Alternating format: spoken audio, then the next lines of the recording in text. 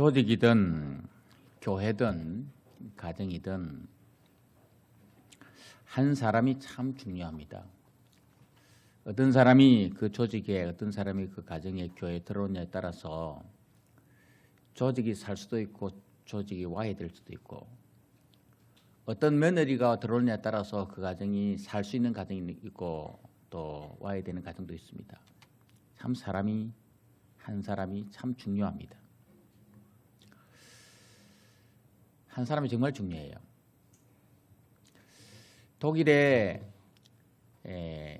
서독과 동독이 1949년부터 61년 사이에 엄청난 소용돌이 속에서 나뉘게 됐거든요. 그래서 나중에는 1961년도에 베를린에 장벽을 세워서 그리고 동서가 나눠지게 됩니다. 실제로 통계적으로 보면 한 250만 명 정도가, 사실 베를린은 동독 안에 있어요. 그런데 그 안에 동서로 나눠져서 서독과 동독으로 나눠지는데, 우리로 말하면 서울이 반트는 전체 지역으로는 동독 지역이지만 그 서울 반튼이 서독이고 반튼이 동독인 이런 상황이 됐습니다. 그래서 그때 49년부터 61년 사이에 웬만한 지각 있는 사람들, 기술자들, 똑똑한 사람들, 지식 있는 사람들은 전부 다 서독으로 이주했습니다. 얼마나 이주했는가 하면 250만 명 정도가 그 정도 이주됐다고 합니다. 그러니까 너무 많이 이제 서독으로 가니까 동베를린에서 서베를린으로 가니까 동독에서 베를린 장벽을 쌓아서 못 가게 하고 총으로 맞고 그랬습니다. 그때 그 모든 사람들이 다 동독에서 서독으로 이동할 때 가스너라고 하는 목사님이 육주된 딸을 안고 가족이 서독에서 동독으로 이주하게 됩니다. 아주 부유한 생활을 할 수 있고 안전한 생활을 할 수 있지만 복음을 위해서, 공산치하더라도 복음을 위해서 이 가스너 목사님이 자기 육주된 딸을 안고 서독에서 동독으로 이주해 갑니다. 그리고 철저하게 신앙교육 시킵니다. 결국은 그 가스너 목사님의 딸이 89년 동독 이 서독이 이제 하나로 뭉치지는 그런 상황 속에서 통일을 목격하게 되고, 그리고 2005년도에 독일 총리가 됩니다. 그 총리가 누군가 하면 바로 사진을 보면 메르켈 총리입니다. 가스너 목사님의 딸이었습니다. 서독에서 동독으로 이주했던 이 한 사람이 무려 16년간 독일의 최장수 총리로, 이 당시 독일 병에 유럽 병에 걸렸다 했습니다. 왜냐하면 동독과 서독이 통일되고 나니까 통일 비용이 1750조 정도. 놀라지 않나요, 여러분? 1750억도 아니고 1750조. 우리나라 1년 예산의 3배 내지 4배 정도 돼가는 그런 막대한 돈을 갖다 붓고도 나라가 살 길이 없어요. 사실 우리도 북한하고 통일되면 사실 엄청난 비용이 소용돼서 국가 재정이 파탄될 지경이 됐어요. 그때 이 메르켈이라는 총리가 16년간을 총시하면서 독일병을 고치고 독일을 가장 유럽에서 안전하고 부유한 나라로 만들어내는 그런 주역이 됐습니다. 그래서 독일 이 메르켈 총리가 16년 총리직을 하고 물러날 때 자발적으로 모든 사람들이 전부 다 무려 박수를 치는데, 이 박수는 여러분 3번, 4번 치고 말잖아요. 그런데 메르켈 총리가 퇴임할 때 발코니에서 박수 치는데 무려 6분간이나 박수 치다고 합니다. 몇 분이라고요? 6분간. 자, 우리와 같은 박수로. 존경했단 말이에요. 이 한 사람이, 메르켈 총리 한 사람이 독일병을 고치고, 메르켈 총리 한 사람이 독일을 살려내고, 나라를 살리는 이런 위대한 일을 감당했다 이 말이에요. 여러분, 한 사람이 참 중요합니다.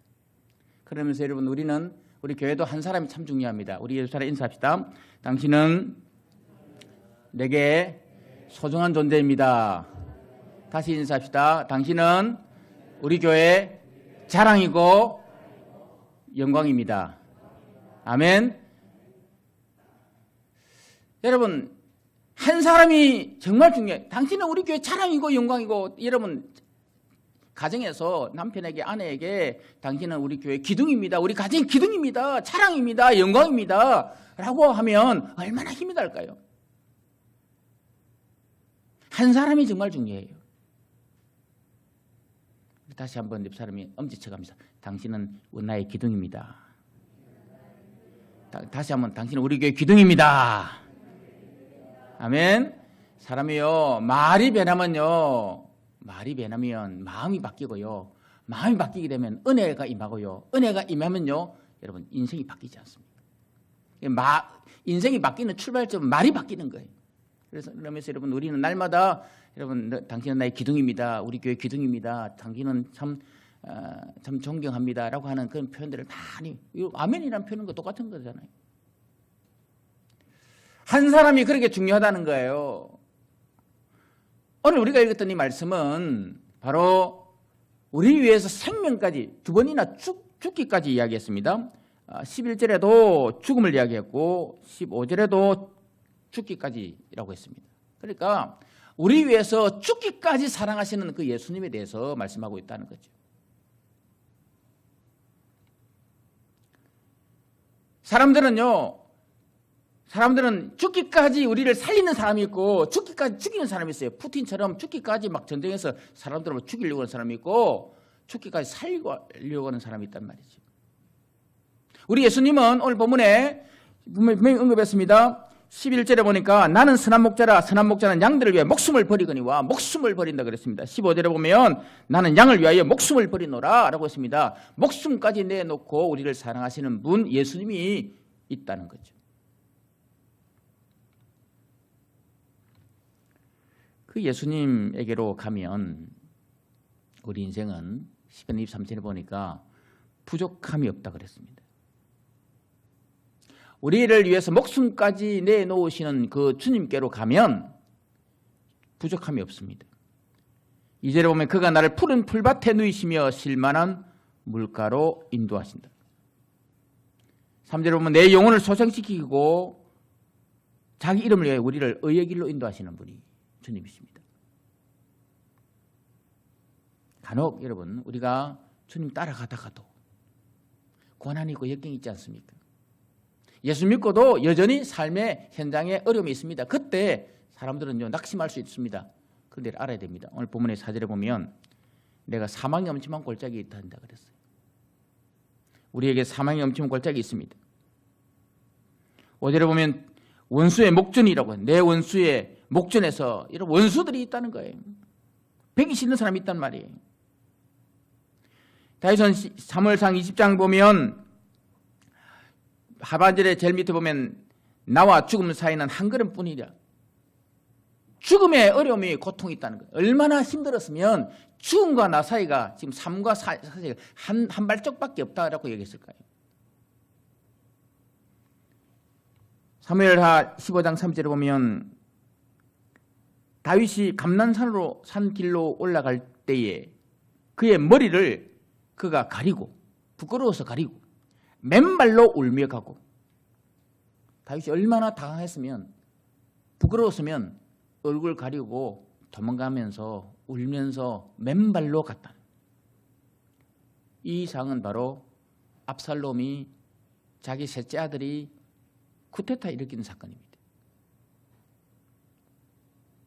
하나님을 나의 목자로 모시고 살아가도 예수 믿고 살아가도 여전히 우리 삶 가운데 이런 죽음의 골짜기, 맨발로 도망가는 상, 죽음과 나 사이 하나밖에 없는 이런 두려움이 있습니다. 그렇지만 여러분 알아야 됩니다. 믿고 살아도 이런 두려움이 있어요. 그렇지만 알아야 되는 건 뭔가 하면 우리가 그 두려움은 우리를 연단하기 위한 과정이지 결과가 아니라는 사실입니다. 베드로전서 2장 9절에 보면 이렇게 말씀합니다. 그러나 너희는 택하신 족속이요 왕같은 제사장들이요 거룩한 나라요 그의 소유된 백성이니, 우리가 하나님의 소유된 백성인데, 백성인 우리를 향해서 주님이 죽기까지, 목숨을 내주기까지 우리를 위하시는 분이신데, 그분께서 가끔은 우리에게 환난을 주고 고통을 주고 어려움을 주어요. 왜요? 그것은 우리를 더 잘되게 하기 위한 하나님의 과정입니다. 같이 합시다. 하나님의 과정입니다. 우리를 더 잘되게 한 하나님의 훈련 과정이에요. 이번에 월드컵에서 우리나라 최고 선수는 바로 손흥민이라는 선수 아닙니까? 이 손흥민이를 키웠던 아버지가 무려 20년 전부터 앞으로 대세는 양발을 서는 선수가 대세가 될 거다. 왼발, 우리나라 사람들 오른발을 잘 쓰는데 왼발도 서는, 왼발을 오른발처럼 설 수 있는 사람이 대세가 될 것이다 라고 하면서 어릴 때부터 양발 훈련을 시키는데, 어떻게 시키는가 하면 오른발에다가 뺀침을 꽂아놨답니다. 오른발에다가. 오른발로 차면 뺀침이 딱 찔러버리니까 오른발 못 차게 왼발만 사용할 수 있도록. 여러분, 왜 아버지가 오른발에다 뺀침을 두었을까요? 흥민의 아버지는 어릴 때 공 가지고 노는 것만 시켰대요. 골 넣는 거 안 시켰대요. 왜냐하면 어릴 때부터 너무 혹사시키면 뼈가 성장하기 전에, 또 몸이 성장하기 전에 공을 너무 많이 차면 문제가 되기 때문에 공 가지고 노는 일을 많이 시켰다는 거예요. 정상적으로 다 이제 하고 난 다음 그때부터 18살인가 그때부터 공을 차기 시작했다는 거예요. 정상적으로 차기 시작했다. 시합에 나가게 하고. 그전에는 그분이 그런 이야기예요. 그전에 나가면 아이들이 뼈도 성장하기 전에 너무 혹사해가지고 이제 프로 정도 될 만하면 다 몸이 망가진다는 거예요. 성장기의 아이들에게 너무 우리나라 사람들은 성적, 누구를 위한 성적이냐? 안 된다는 거예요. 그러니까 손흥민 입장에서는 아버지가 얼마나 힘들었겠습니까? 뺀침을 꽂아가지고 오른발 못 서게 하지. 다른 사람 다 골 넣는데 자기는 골도 못 차게 하지. 왜 그랬을까요? 더 나은 선수가 되게 하기 위한 특별한 훈련 과정 아닙니까? 하나님이 가끔 우리에게 고난을 주고 사망의 엄청난 골짜기 주고 가끔씩 우리에게 눈물로 맨발로 가는 만한 그런 상을 주고 역경을 줄 때 있습니다. 인생 살다 보면 왜 힘든 일이 없겠어요? 그런 힘든 일을 주는 것은 우리로 하여금 죽으라고 주는 게 아니라 하나님 우리 아버지이기 때문에 당신의 사랑하는 자녀에게 더 좋은 삶을, 성공적인 삶을, 손흥민 아버지처럼 더 나은 성공적인 삶을 살게 하기 위해서 우리에게 훈련하는 과정이라는 거예요.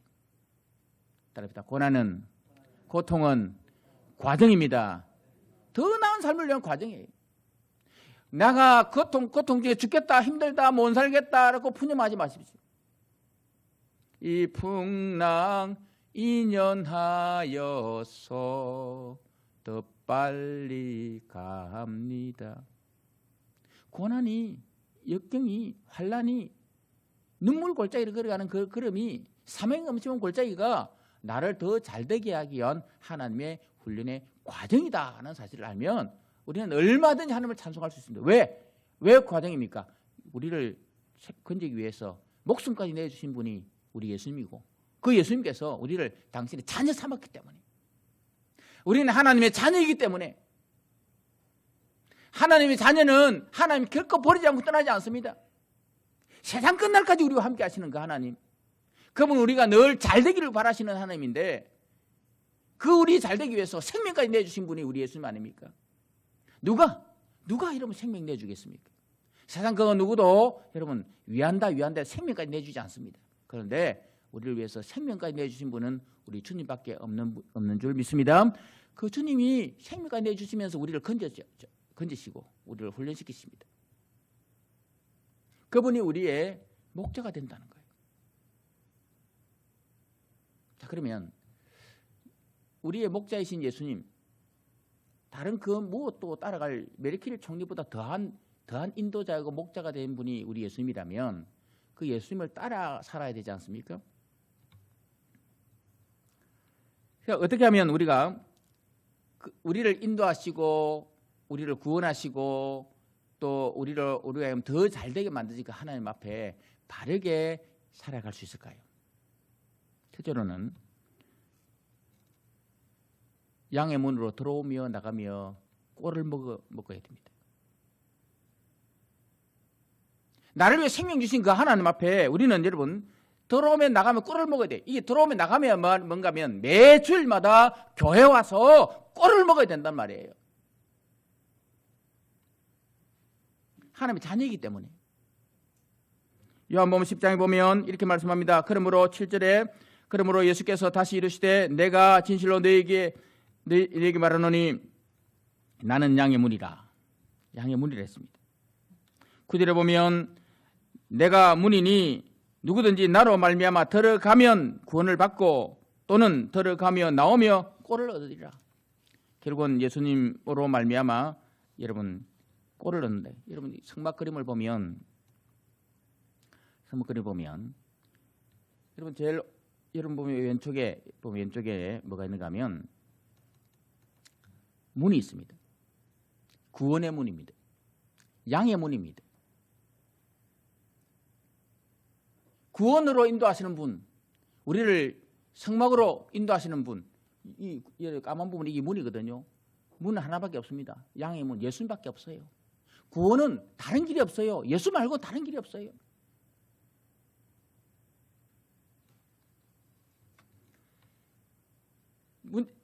예수님으로 인해서 성막에 들어간다, 구원받는단 말이죠.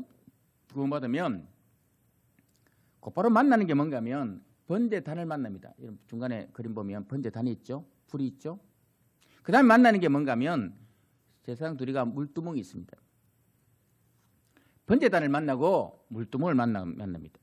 이게 우리는 성전뜰이라고 말합니다. 우리는 여러분 늘 성전뜰에 들어가서 주님 만나야 된다. 달리 말하면 여러분들 교회 와서 이 예배를 생각하면 이 말입니다. 예배 생각하면 구원에 예수 믿고 성전에 들어와서 제일 먼저 하는 게 뭔가 하면 번제단에서 우리의 죄 문제를 해결하는 거예요.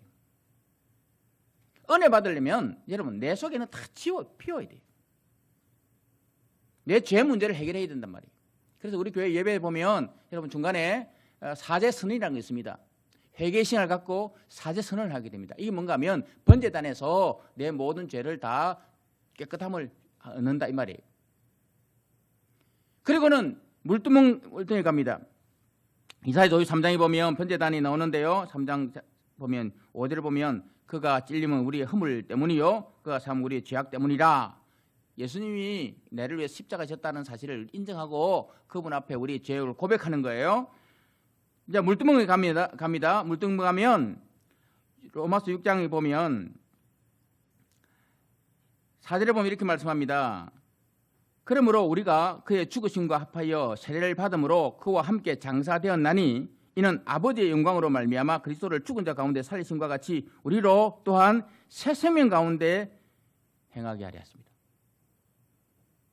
새로운 삶 살게 한다는 거예요. 7절에 6절에 보면 우리가 알거니와 우리 옛사람이 예수와 함께 십자가에 못 박힌 것은 죄의 몸이 죽어 다시는 우리가 죄에게 종노릇하지 아니하리 함이라. 물두멍 가운데서 내 자신을 다시는 죄짓지 않겠습니다. 다시는 하나님 세례받아서 내 중심으로 살지 않겠습니다. 다짐하는 거예요. 여러분 교회 와서 구원받은 우리들이 교회 와서 예배 드리면서 제일 먼저 하는 게 뭔가 하면 내 죄 문제를 다 깨끗이 토설하고 다 씻어 태워버리는 거예요. 그리고는 다시 태워버리고 하나님 내 중심으로 살지 않겠습니다. 이제는 주님 중심으로 살겠습니다. 라고 고백하고 살아야 된단 말이죠. 이제 예수 믿는 사람들이 예수 믿으면 이제 제일 먼저 해야 될 게 뭔가 하면 바로 이렇게 물두멍과 번제단에서 내 죄를 고백하고 다시 새로운 삶으로 옛 사람을 죽어버리고 새 사람 되겠습니다 라고 하는 자기 부인의 삶을 살아가야 된다. 갈라디아 2장에 보면 내가 그리스도 안에 십자가 못 박혔나니 이제 내가 산 것 아니요 오직 내 안에 예수께서 사신 것이라. 여러분 십자가 앞에 내려와서 교회 와서 제일 먼저 하는 건 뭔가 하면 내가 산 것 아니요 내 안에 예수님이 사신다는 사실을 고백하는 거예요. 그게 뭔가 하면 꼴을 먹는 거예요. 여러분 그 비움 작업이 없으면 절대 먹을 수 없어요. 제일 먼저 해야 될 건 뭔가 하면 예수 믿으면서 우리가 해야 될 것은 교회 와서 내 안에 있는 걸 다 버리고 새롭게 살겠다고 각성해야 되는 거예요. 그래서 여러분 매 주일마다 교회 와서 우리가 회개해야 되고 사제선을 들어야 되고 다시 한번 내 중심을 살던 삶이 주님 중심을 살겠다라고 다시 한번 다짐하는 시간을 가져야 돼요. 사람은요 고백은 자주 해야 됩니다. 다짐은 자주 해야 됩니다. 작심 3일 자주 해야 돼요. 3일마다 바뀌면 또 해야 돼요. 그래야 사람이 바른 길을 걸어갈 수 있어요.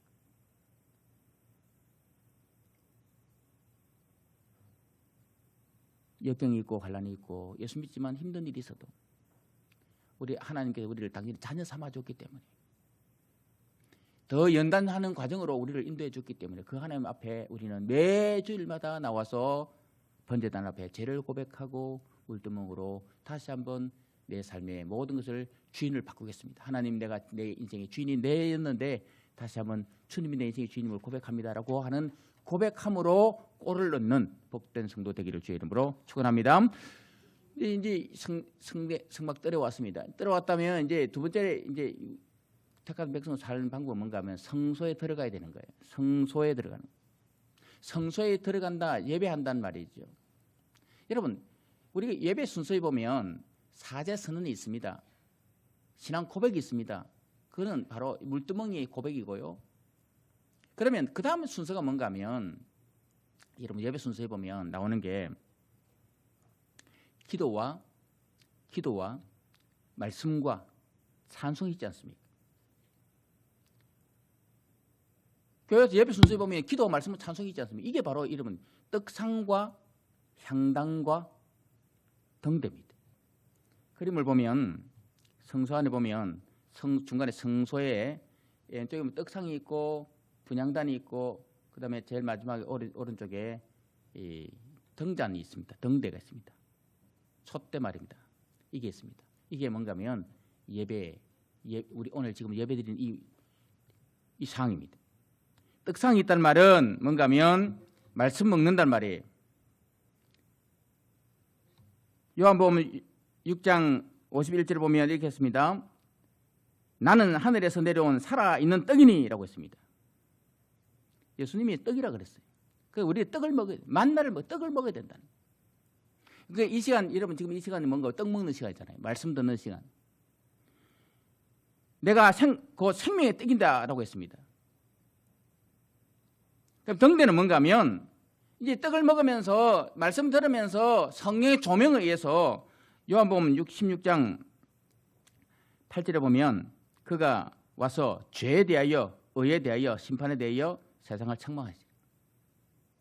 말씀을 듣는 동안에 다시 한번 죄 문제를 하나님께서 해결하고 성령의 조명으로 말미암아 내가 다시 한번 어렵다는 사실을 인정하게 되고 또한 말씀을 듣는 동안에 사탄이 이미 결박되어서 끝났구나 나는 이제 하나님 자녀이구나라고 하는 확신 가운데 거하게 되는 이런 축복을 받게 되고 그리고는 기도하지 않습니다. 향단에 들어갑니다. 향단은 기도인데요. 이 기도는 번제단에서 죄 문제 해결하는 기도가 다른 건 뭔가 하면 이 향단은 주님을 높이는 거예요. 그러니까 여러분 예배 시간에 설교 듣고 난 다음에 마지막에 또 찬송이 있습니다. 뭔가 하면 하나님을 높이는 시간이에요.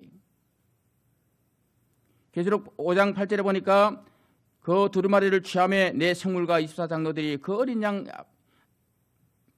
앞에 엎드려 각각 금은고와 향이 가득한 금대접을 가졌으니 이 향은 성도의 기도들이라. 이 기도인데 이 기도는 8장 3절에 보면 성도의 기도 합하여 보좌 앞에 앞 금제단에 드리고자 함이라라고 했습니다. 향연이 4절에 보면 향연이 성도의 기도와 함께 천사의 손으로 하나님 앞으로 올려가는지라. 향연이라고 했습니다. 우리 기도와 함께 찬송을 올리는 거예요. 이것은 여러분, 그래서 예배 이후의 찬송은 영광송과 하나님을 높이는 찬송이란 말이죠. 번제단은 회개의 기도라고 하면, 물두멍은 신앙 고백이라고 하면, 이제 성소에 들어가서 우리가 해야 될 일은 뭔가 하면 말씀 듣고 성령의 조명을 받고 다시 한번 우리는 하나님 앞에 찬양하는, 하나님을 높이는 인생 살인 거예요. 이렇게 높이면 세 번째 우리가 어떻게 살아야 되는가 하면 지성소 의식을 갖고 살아야 돼요. 같이 합시다. 지성소 의식. 지성소라는 게 있는데 그림을 보겠습니다. 지성소라고 하는 건 성소를 넘어 지성소 들어가는데요. 이 지성소는 하나님 대지상 1년에 한 번 들어가는 겁니다. 그런데 우리가 예수 믿음으로 말하면 예수님이 죽음으로 말미암아 우리로 하여금 단번에 성소 휘장이 찢어져서 지성소로 들어갈 수 있는, 여러분 중간에 휘장이 있잖아요. 휘장이 찢어졌습니다. 예수 십자가 못 박힘으로 말미암아 휘장이 찢어졌습니다. 이 찢어진 휘장으로 말미암아 우리가 어디 들어가는가 하면 지성소로 들어갈 수 있단 말이에요. 그래서 이걸 이제 만인 제사장이라고 말하기도 하는데 우리가 지성소 들어갈 수 있는 존재가 됐어요. 그럼 지성소 들어갔다면 우리가 해야 될 일이 뭔가 하면 예배 드렸죠, 말씀 드렸죠, 이러면 이제 우리가 이제 이렇게 살겠다고 다짐하는 거예요. 어떤 의식이냐면 지성소 의식으로 살아야 된다. 예배 드리면서 우리가 다 해야 될 일이 뭔가 하면 다짐하는 거예요. 지성소 의식. 같이 합시다. 지성소 의식. 이 지성소 의식이 뭐냐면 지성소 안에는요, 히브리 10장 22절에 보면 우리가 마음의 뿌림을 받아 악한 양심으로부터 벗어나고 몸은 맑은 물로 씻음을 받았으니 참 마음과 온전한 믿음으로 하나님께 나가자. 깨끗해졌으니 이제 이런 의식으로 하나님께 나가자라고 하면서 지성소 안에 히브리 9장 4절입니다. 같이 읽습니다. 시작. 금 향로와 사면을 금으로 산 언약궤가 있고 그 안에 만나를 담은 금 항아리와 아론의 상난 지팡이와 언약의 돌판들이 있고. 여러분, 지성소 안에 들어가면 아까 그림에 지성소 안에 그림 다시 보십시오. 지성소 안에 들어가면 언약궤가 있지 않습니까? 그림 보이죠? 언약궤 안에 뭐가 있는가 하면 세 가지가 딱 들어가 있어요. 만나, 아론의 상난 지팡이, 그리고 두 돌비, 언약궤 안에 들어 있습니다. 자, 만나는 뭔가 하면 이제 다짐하는 거예요. 여러분 예배 드린 예배 순서를 보면 마지막 다짐하는 시간이에요. 하나님, 내가 이렇게 살겠습니다. 매일 하나님, 나는 만나 먹고 살겠습니다. 내가 내 인생을 주장하는 게 아니라 말씀이 나를 인도하는 삶을 살겠습니다. 만나가 나를 인도하는 삶이. 하나님, 아론 장난 지팡이 있습니다. 하나님, 목자를 따라 살겠습니다.